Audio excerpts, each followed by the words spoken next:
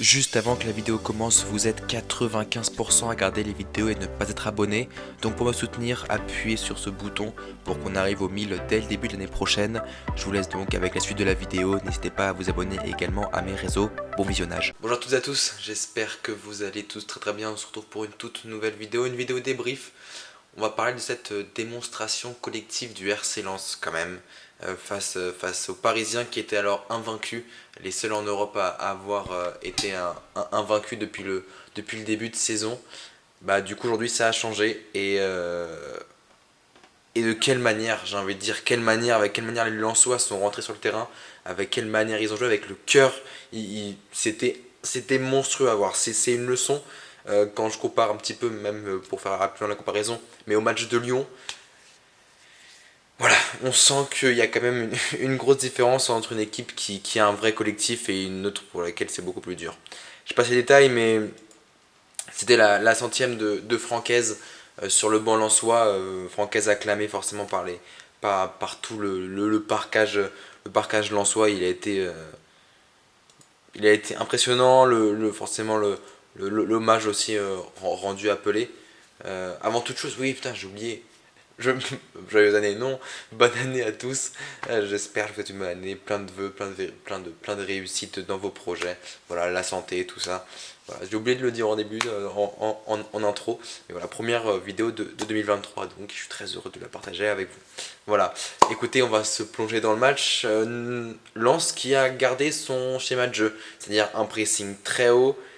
De temps en temps, ça a été un petit peu compliqué pour eux dans le sens où bah, la technique parisienne a fait la différence. On le verra au fur et à mesure dans le match. Mais voilà, ils étaient toujours très hauts. Ils sont restés fidèles à leur principe de jeu.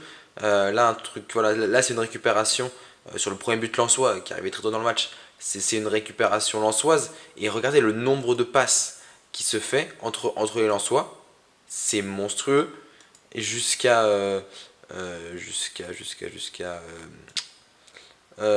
plus qui c'est, mais qui va en une touche, c'est Seko Fofana, qui en une touche va les décaler. Et à partir de ce moment-là, le jeu s'accélère. Forcément, quand tu mets une touche, ça crée un décalage. Le jeu s'accélère. Et directement, ce centre, je crois que c'est Sotoka pour Aldara. Et Aldara qui va centrer ce ballon légèrement dévié par Donnarumma. Ce qui fait que ce ballon revient dans les pieds de Frankowski, le latéral droit polonais de cette équipe lançoise qui va marquer le premier but. Paris, Paris qui va revenir quand même assez vite dans le match sous l'impulsion de là, enfin on voit pas le début de l'action, mais c'est encore un ballon ressorti un petit peu de leur propre surface. C'était également très construit dans le jeu parisien. Mbappé, je crois que c'est Carlos Soler, je crois, je ne sais plus, qui va adresser ce long ballon sur la droite pour Mukiele.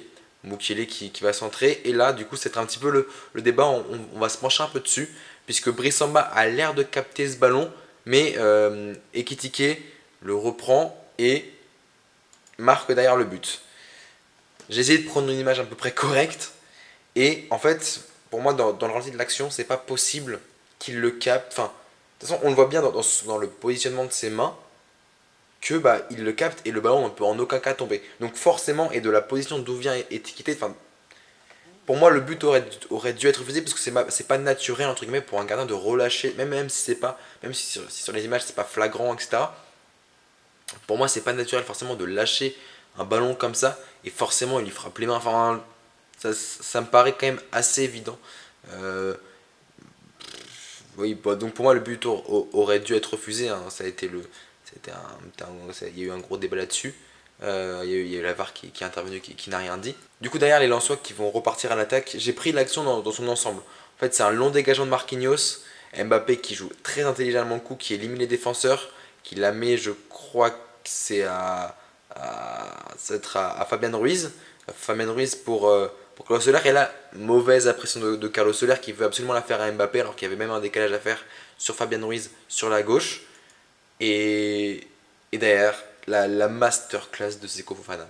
La masterclass de Seko Fofana qui va mettre un ballon magnifique dans la profondeur de Loïs Openda, qui va se jouer dans un premier temps de Ramos et dans un second temps de Marquinhos sur une course très tranchante du Belge. Marquinhos et Ramos d'ailleurs, qui n'ont pas été très en vue. J'ai rarement vu Marquinhos aussi peu serein dans un match.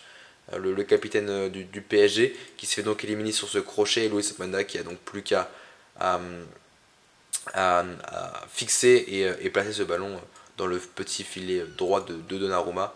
Euh, Donnarumma qui n'était pas non plus hyper serein, on va dire, dans tout. Il a fait une sortie pareil où il met les points, c'est hyper dangereux.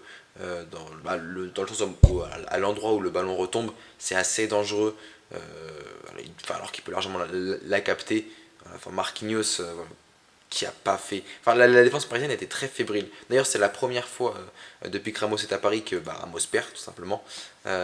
Et là, on revient, on sort de la mi-temps, on se dit Paris va réagir forcément, il va y avoir des changements. Après, je pense que l'absence de Neymar ou un des deux du duo Neymar-Mbappé, Neymar-Messi a fait beaucoup de mal, je pense quand même.